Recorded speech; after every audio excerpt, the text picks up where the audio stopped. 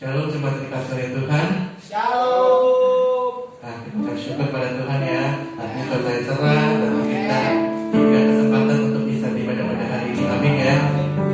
Haleluya. Biar cuaca cerah ini memberikan kita motivasi untuk kita lebih bersungguh-sungguh untuk datang kepada Tuhan. Amin ya. Haleluya. Kita akan mulai ibadah kita pada hari ini. Haleluya Yesus, haleluya.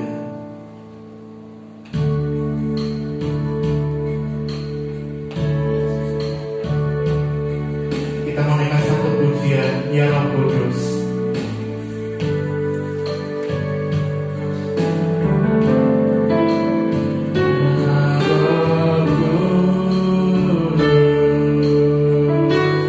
Ku haus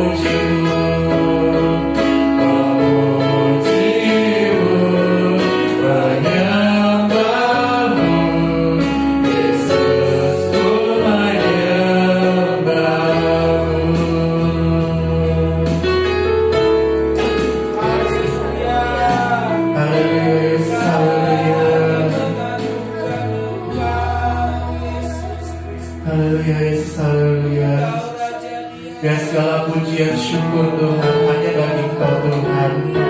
Dan kami tahu Tuhan hanya Engkau yang hadir dalam kehidupan kami Tuhan. Engkau berikan kami kekuatan, Engkau berikan kami penghiburan Tuhan. Hadiratmu Tuhan turun bagi setiap kami Tuhan, jemaatmu yang dikasihi Tuhan.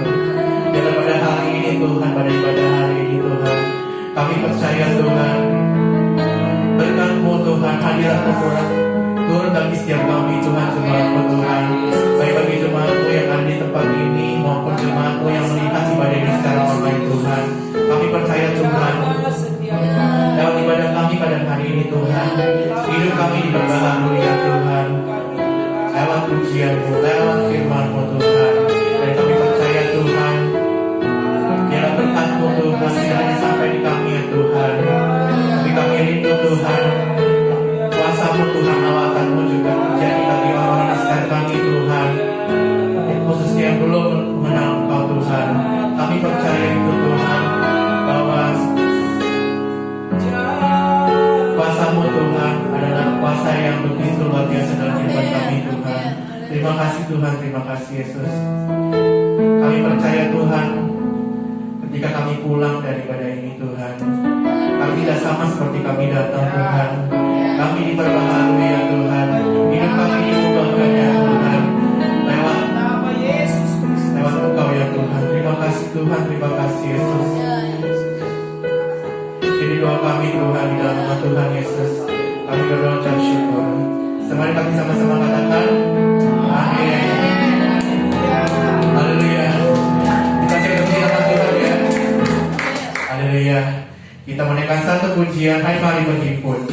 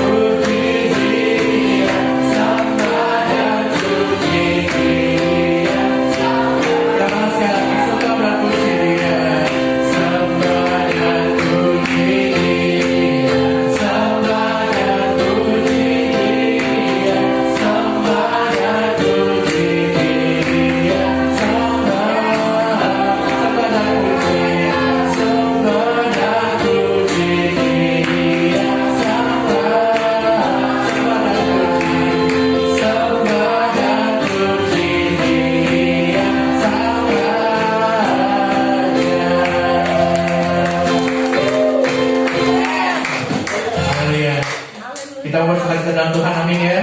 Haleluya. Kita menaikkan satu pujian, Dia lahir untuk kami. Haleluya.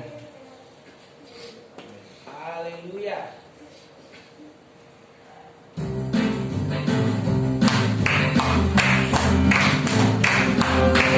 Lahir untuk kami, Dia lahir untuk kami. Dia lahir dari kami semua. Dia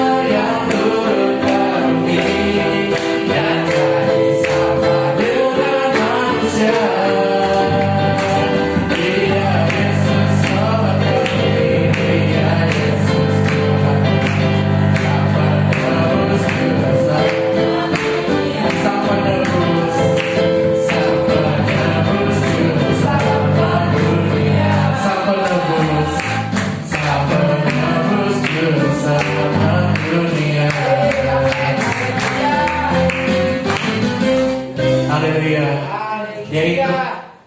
Yaitu firman Allah yang turun ke dunia ini menjadi manusia. Amin. Haleluya ya. Kita mainkan satu pujian lagi, kita mengatakan hari ini harinya Tuhan. Mari kita bersukaria.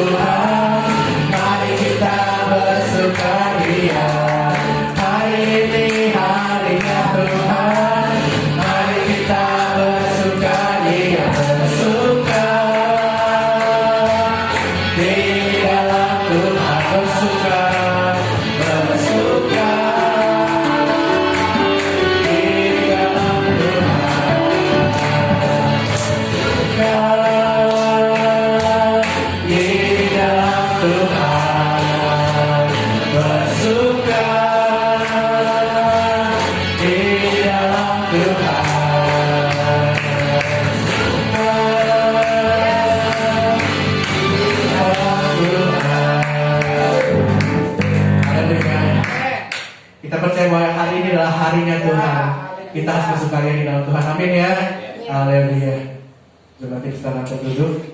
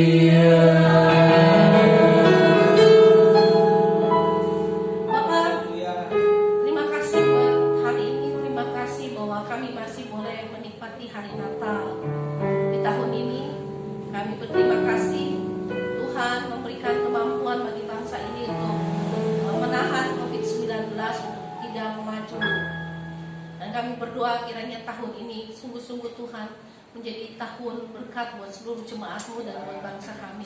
Kami boleh melihat kemuliaan Tuhan, kami boleh kembali beribadah dengan bebas seperti tahun-tahun sebelumnya. Roh Kudus, saat ini kami ingin mendengarkan firman-Mu. Biarlah Tuhan kiranya Engkau menjamah hati dan pikiran kami, memampukan kami untuk menerima firman Tuhan dengan sukacita dan menerimanya dengan hati yang sungguh-sungguh ingin dibentuk oleh Tuhan, sehingga firman ini boleh menghasilkan buah bagi kehidupan yang kekal. Seluruh waktu ini Tuhan Yesus buat Engkau bicara, berbicaralah sebab kami mendengar. Amin. Amin. Shalom. Iya. Shalom.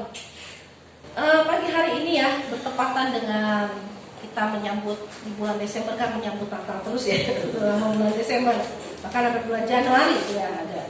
Ya kita akan belajar tentang seorang tokoh yang gak kalah penting daripada Tuhan Yesus sebenarnya ya, yang memberi peran pembuka jalan bagi kedatangan Kristus. Saudara tahu siapa? Yohanes Pembaptis, tapi bukan Yohanes Pembaptis yang kita bicarakan ini. Kita bicara orang tuanya. Ya. Siapa yang ingat namanya? Yang di rumah dan di gereja, siapa tahu nama bapaknya Yohanes ya? Ada yang tahu? Saya boleh jawab? Jawab Bapak Gembala loh, ya hafal banget loh Pak. Apa? Ada yang tahu? Bapak Zakaria. Yes. Ya yang pintar malu kan ya. Udah berapa tahun ikut Tuhan, kita tahu nama bapaknya Yohanes ya. Tuh masih Zakaria. Oke, luar biasa. Ya, saudara, ya, kita akan belajar tentang Zakaria dan istrinya. Ya. Tentang bagaimana Tuhan, cara Tuhan membawa. Sebenarnya Natal itu adalah cara Tuhan, saudara ya. Cara Tuhan menjawab masalah manusia. Cara Tuhan yang sudah dinubuatkan ribuan tahun sebelumnya, yaitu ketika manusia jatuh ke dalam dosa, ya, dan Tuhan mengirim, merencanakan ya, dalam planningnya akan ada Kristus yang lahir di kandang domba, tumbuh jadi manusia, ya, hanya dengan satu misi, yaitu menyelamatkan kita, menebus kita dari kutuk dosa dan maut. Jadi setiap apa yang Tuhan bikin dalam hidup kita, sebenarnya semua ada dalam planningnya Tuhan, saudara ya. Jadi kalau kita mendengar ada ayat yang berkata rancanganku ialah apa? Rancangan damai sejahtera, ya. Bukan rancangan kecelakaan. Itu ayat ya dan amin. Dan kita harus ya dan amin. Mungkin pada kenyataannya saudara ada dalam satu problem besar yang kayaknya saudara nggak ada di dalam rencana Tuhan gitu. Kayaknya kok rencana Tuhan gini banget, berat banget dalam hidup saya gitu ya. Ada problem yang kayaknya datang bertubi-tubi. Kayaknya kita apa benar saya ada di dalam rencana Tuhan atau saya ada di dalam kutuk gitu. Situasi yang kita nggak pengen, situasi yang sulit, situasi yang mustahil, kita dimasukkan ke situ. Dan kita nggak bisa lihat gambar dari janji Allah itu. Ya, bahwa rancanganku ialah rancangan damai sejahtera. Kita nggak bisa lihat, saudara. Kenapa? Karena kita ada di dalam satu kenyataan. Kita kayak ada di lembah bayang-bayang maut, entah kita ada di dalam satu problema besar, entah kita ada di dalam satu kemustahilan, saudara ya.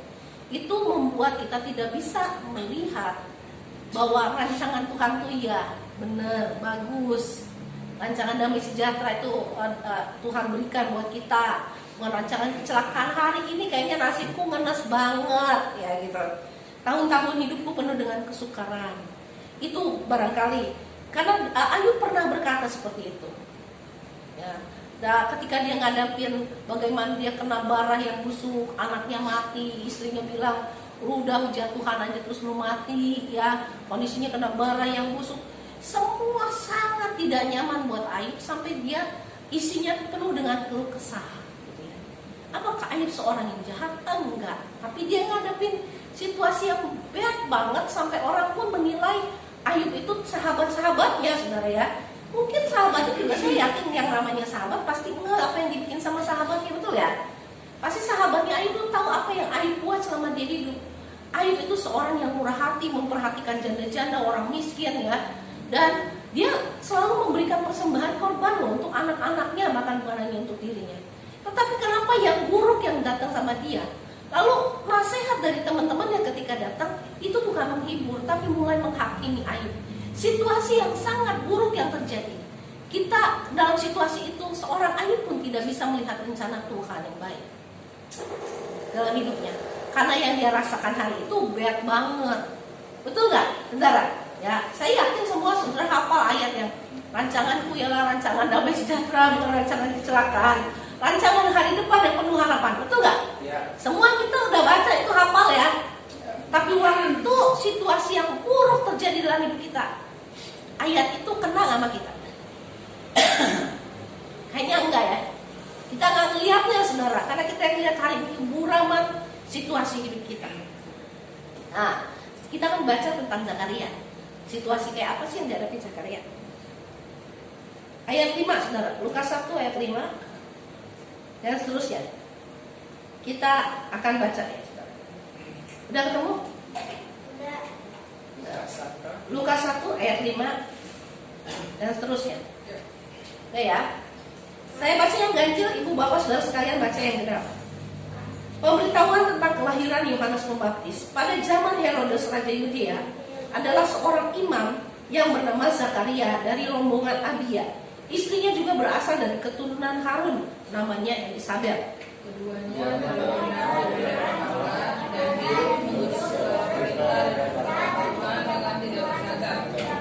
Tetapi mereka tidak mempunyai anak, sebab Elisabet mandul dan keduanya telah lanjut umurnya. Pada suatu kali waktu dibantu dalam rombongannya, Zakaria melakukan tugas keimaman di hadapan Tuhan. Sebab ketika diundi sebagaimana lazimnya untuk menentukan imam yang bertugas, dialah yang ditunjuk untuk masuk ke dalam bait suci dan membakar ukupan di situ. Sementara itu seluruh umat berkumpul di luar dan sembahyang. Waktu itu adalah waktu pembakaran ukupan. Maka tampaklah kepada Zakaria seorang malaikat Tuhan berdiri di sebelah kanan mesbah pembakaran ukupan. Melihat hal itu, ia terkejut dan menjadi takut. Tetapi malaikat itu berkata kepadanya, "Jangan takut, hai Zakaria, sebab doamu telah dikabulkan, dan Elisabet istrimu akan melahirkan seorang anak laki-laki bagimu, dan haruslah engkau menamai dia Yohanes. Engkau harus waspada dan bergembira, karena orang harus waspada dan hidup. Sebab dia akan besar di hadapan Tuhan, dan dia tidak akan minum anggur dan minuman keras, dan dia akan penuh dengan Roh Kudus mulai dari rahim ibunya. Ia akan membuat banyak bangsa berbalik kepada Tuhan mereka. Dan dia akan berjalan mendahului Tuhan dalam roh dan kuasa Elia, untuk membuat hati-hati bapa-bapa berbalik kepada anak-anaknya, dan hati orang-orang durhaka kepada pikiran orang-orang benar. Dan dengan demikian menyiapkan bagi Tuhan satu umat yang layak baginya.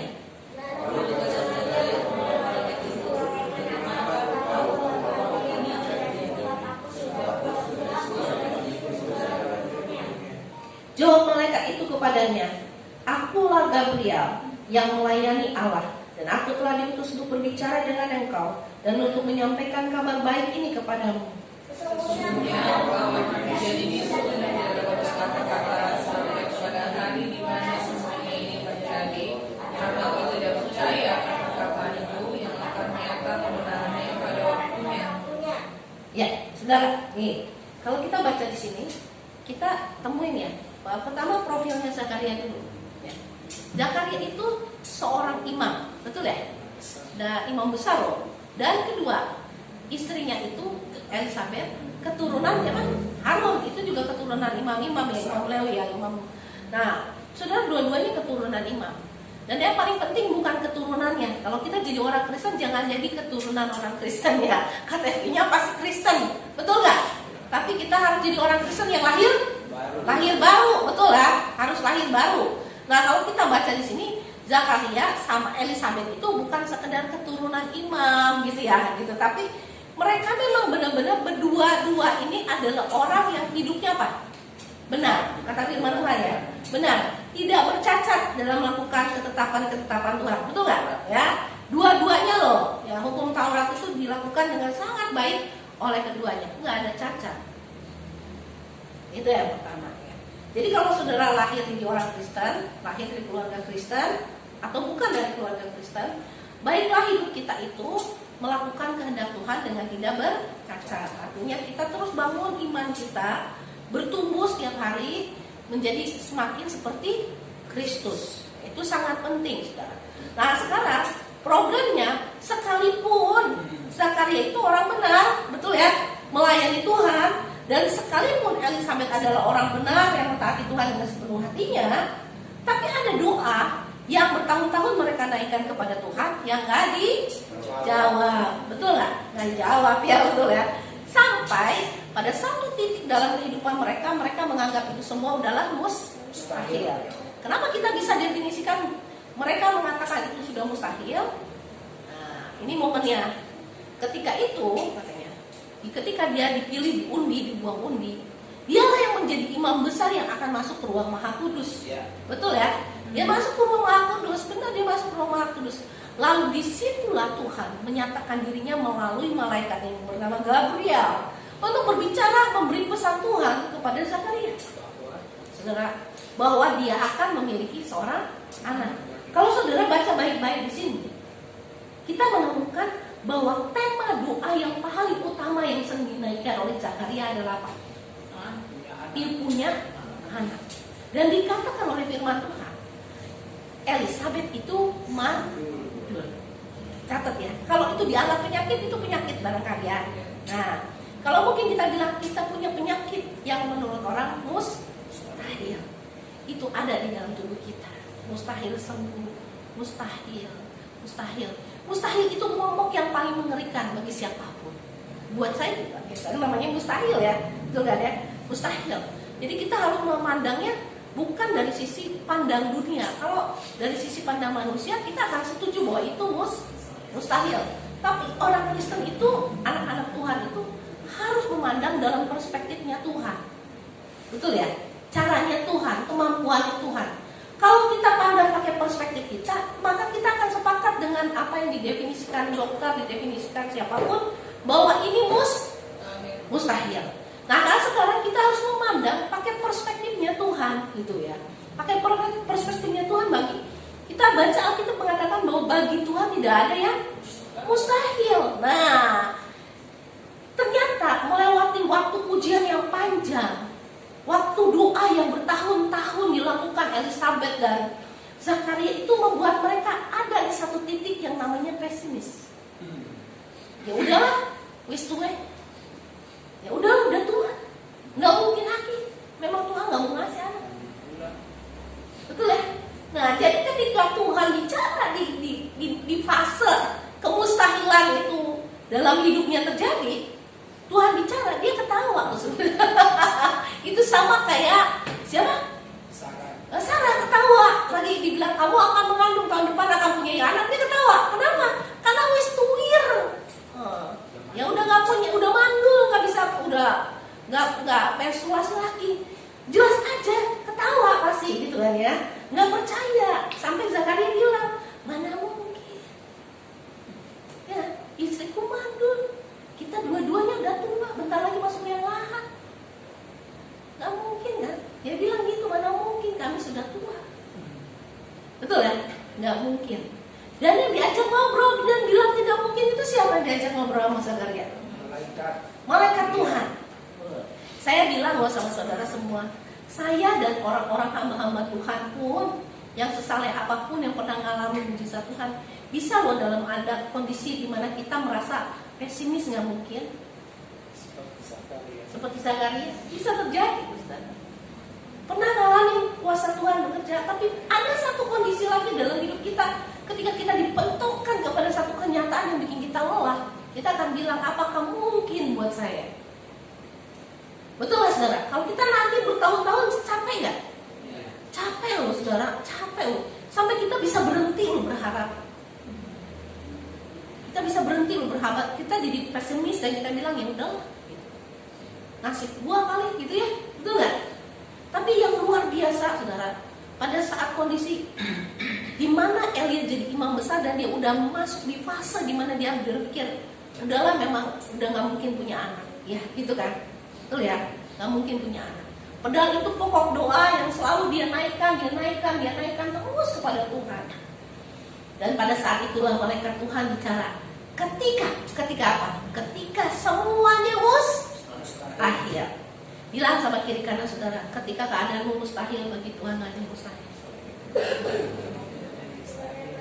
Ya, gak ada yang mustahil. Dia akan bekerja melampaui apa yang dapat kita doakan dan pikirkan. Betul saudara? Ya, apa dia melakukannya? Dan ketika di ruangan itulah Tuhan bilang, karena kamu tidak percaya dengan perkataanku, kamu akan apa? Bisu sampai anaknya lahir. Dan beri nama anak itu siapa? Yohanes. Itulah cara Tuhan menjawab doa. Kita seringkali minta saat ini dalam problema yang besar, kita minta Tuhan langsung bekerja dalam hidup kita. Tapi kadang-kadang Tuhan menjawabnya menurut waktu dan caranya dia. Kadang-kadang kita nggak ngerti kenapa, tapi Tuhan punya caranya sendiri. Dia punya tujuan yang jauh lebih besar daripada sekedar kesembuhan, sekedar apa? Sekedar berkat-berkat. Kenapa dia mau memberikan jauh lebih dari itu? Dan benar saudara, Zakaria itu memperoleh anak, betul seperti yang dia doakan. Tapi berkat yang lebihnya apa? Anaknya bukan sekedar jadi anak seperti pada umumnya, tetapi jadi anak apa? Pembuka jalan. Yang setiap kali kita baca Alkitab, momen Natal atau momen apapun, kita akan selalu bicara tentang anaknya itu. Tokoh seorang namanya Yohanes. Amin saudara? Amin. Jadi intinya kadang-kadang kita pengen Tuhan jawab pada waktunya kita, pakai caranya kita, betul ya, yang kita minta gitu, secepat yang kita harapkan. Tetapi Tuhan seringkali bertindak di luar dari apa yang kita pikirkan. Tapi yang jelas, bagi Tuhan tidak ada yang mustahil. Jadi hari ini di momen Natal tahun ini, mungkin ada banyak hal yang bikin kita merasa mustahil, yang ngadepin tahun-tahun ke depan hidup kita, betul ya? Kesulitan atau apapun kita rasanya buram melihat ke depan. Yuk kita belajar dari peristiwa Zakaria.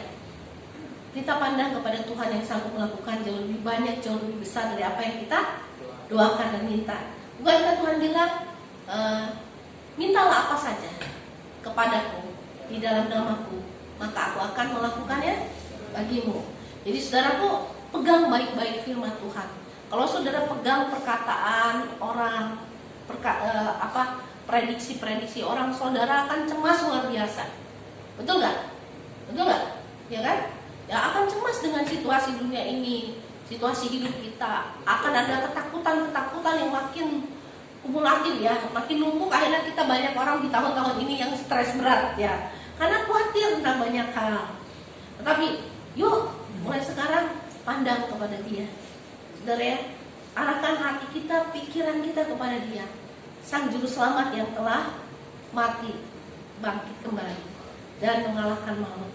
Tuhan bilang kan apa, segala kutuk telah ditanggung di dalam dirinya di atas kayu salib. Jadi bawa seluruh problema hidup kita kepada Dia, karena Dia sanggup menyelesaikan apa yang tidak bisa kita selesaikan. Betul ya? Saya yakin satu hal, mungkin saudara juga ada yang kayak bergumul kayak Zakaria, bukan pengen punya anak ya, tapi pergumulan saudara itu mungkin beda-beda satu sama lain. Bertahun-tahun saudara bergumul tentang hal itu, dan kayaknya Tuhan gak jawab. Betul ya? Betul ya? Belum dijawab, betul gak? Mungkin saudara pesimis, apakah Tuhan akan jawab doa saya?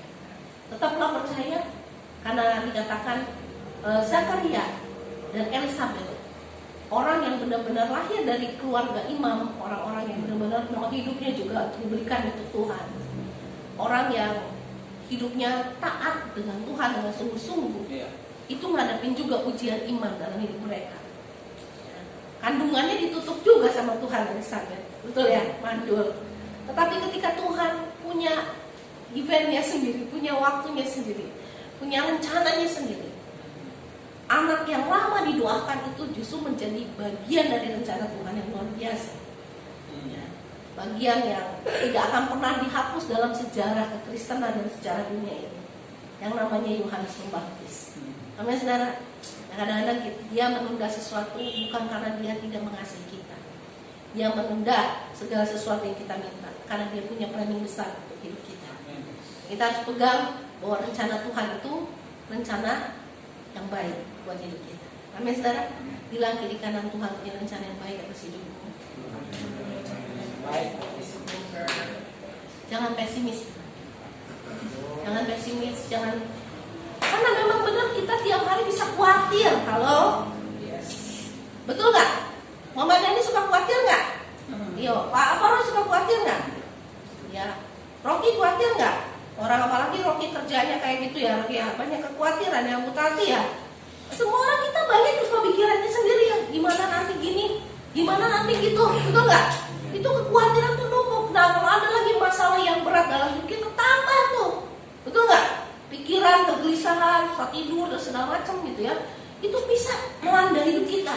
Tetapi satu hal saudaraku, pegang ini, bahwa orang saleh seperti Zakaria pun ngadepin ngadepin situasi sulit yang gak kebayang saudara dalam hidupnya, bahwa nanti gue mati nggak ada anak yang nguburin gue gitu ya, atau maksudnya dia nggak punya keturunan sama sekali. Tetapi di dalam waktu dan caranya Tuhan yang memberikan anak yang luar biasa, anak yang penuh dengan roh Tuhan. Bahkan di dalam perutnya aja tuh ya, lagi di perut Elizabeth penuh roh. Ngobrol itu bayi itu dengan siapa? Ketika Maria datang sedang mengandung Kristus, bayi di dalam perut Elizabeth apa?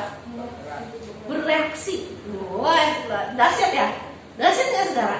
Untuk sebuah momen yang sesuatu yang dahsyat, kadang-kadang Tuhan mengizinkan kita ngadepin kayak paku-paku tajam tiap hari kita harus injak. Kadang-kadang untuk momen yang luar biasa, kadang-kadang kita harus tiap hari jalan di atas bara penantian.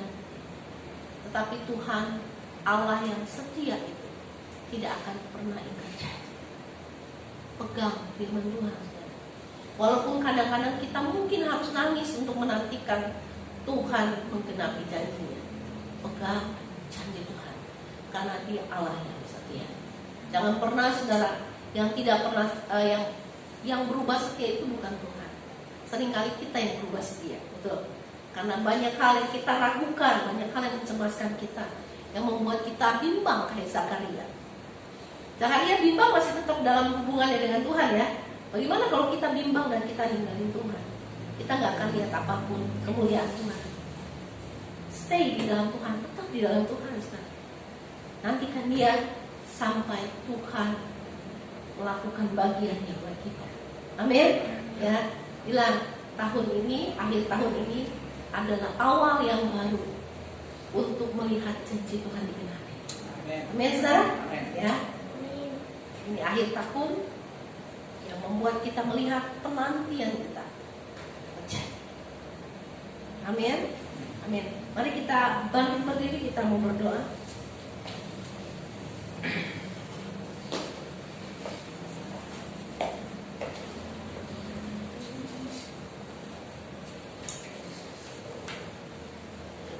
Ibu bapak saudara yang dikasih Tuhan, momen Natal ini kita belajar tentang seorang Zakaria dan Elizabeth, ibu dari pembuka jalan bagi Kristus, yaitu Yohanes.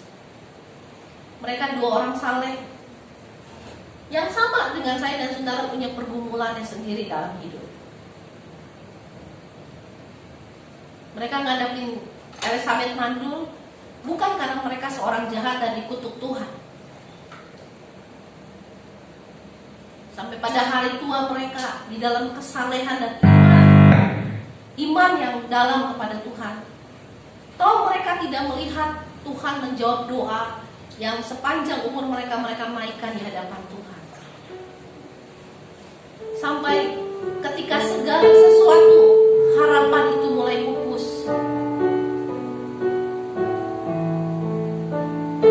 Ketika Zakaria masuk ke dalam ruang Maha Kudus, menantikan suara Tuhan.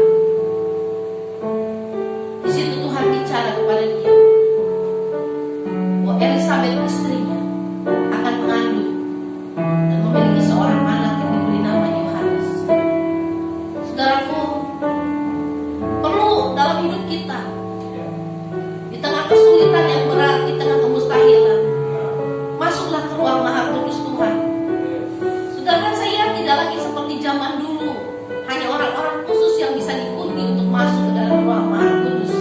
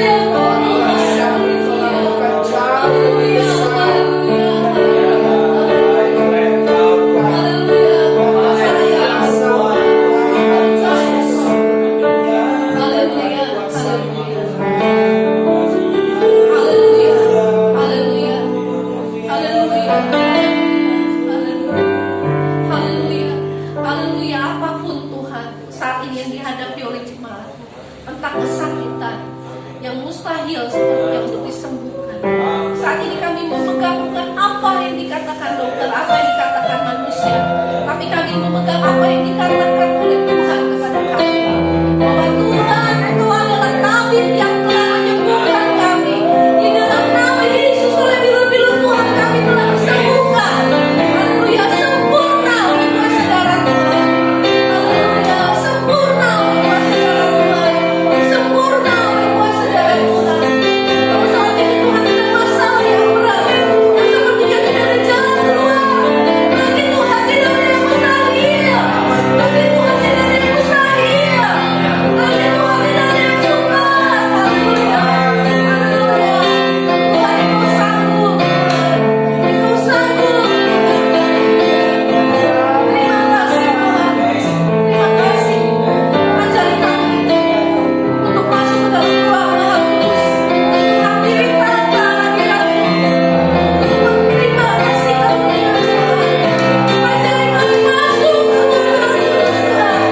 Ajari kami mencari wajah-Mu Tuhan. Haleluya, dapat mendengar suara-Mu.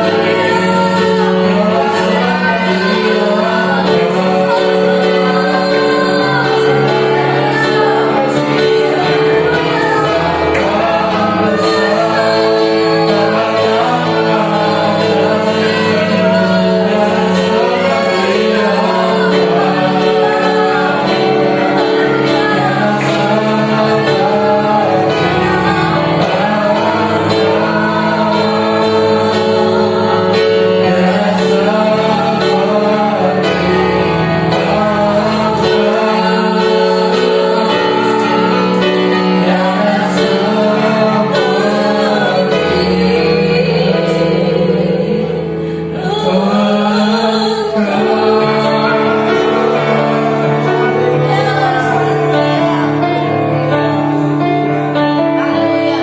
Terima kasih Tuhan, bahwa tidak ada yang seperti Engkau, Allah yang sanggup memberikan jauh melampaui apa yang dapat kami doakan. Terima kasih Bapa. Di dalam nama Tuhan Yesus kami berdoa. Amin. Silakan duduk Bapak Saudara sekalian.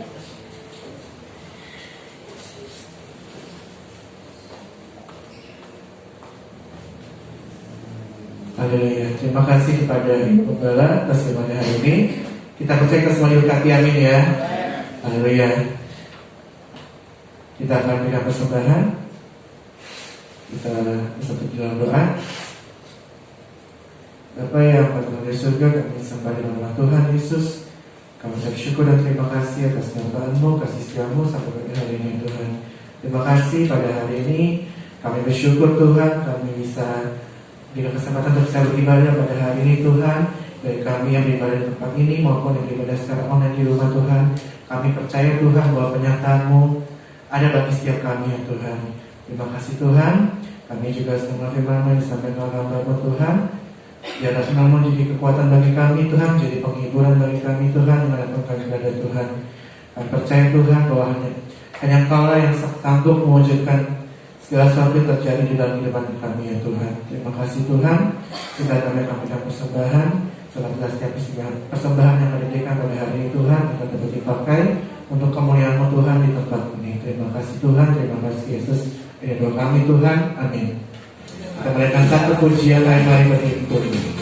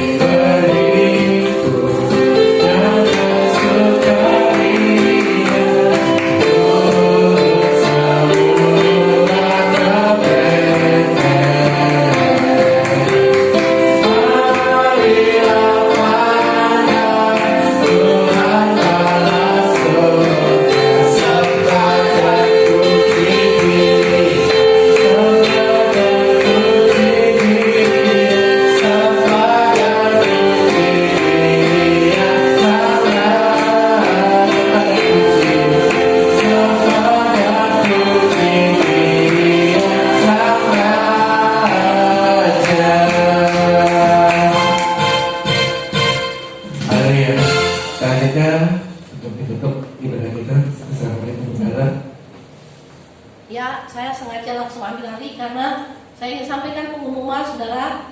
Hari tanggal 24 Desember kita akan merayakan Natalnya pakai Zoom ya, secara online dengan disertai perjamuan kudus.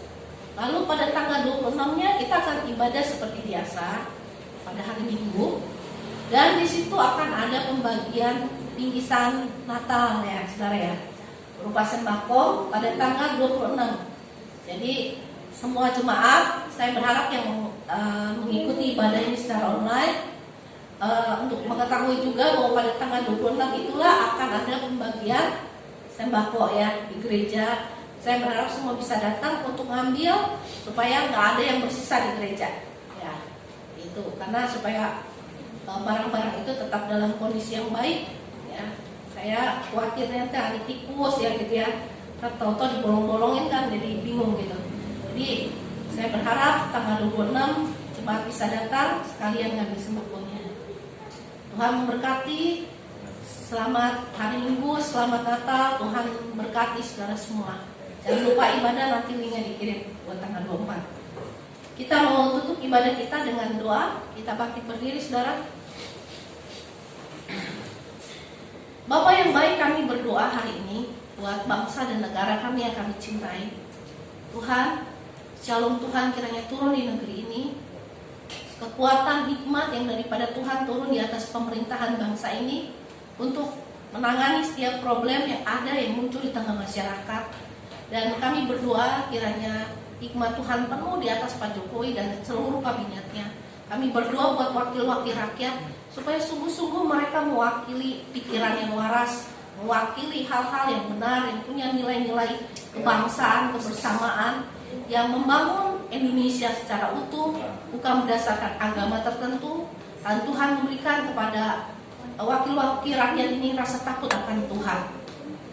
Bapak, kami berdoa untuk negeri kami secara sosial, tanahnya, langitnya, lautnya, sungai-sungainya, dan seluruh bagian dari wilayah negeri ini, biarlah segala yang baik dihasilkan dari dalamnya. Tuhan, kami berdoa kiranya Tuhan memberikan kekuatan buat wilayah-wilayah di negeri ini yang sedang ada dalam bencana alam, gunung meletus, Semeru, Merapi, dan Karangtuka di NTT.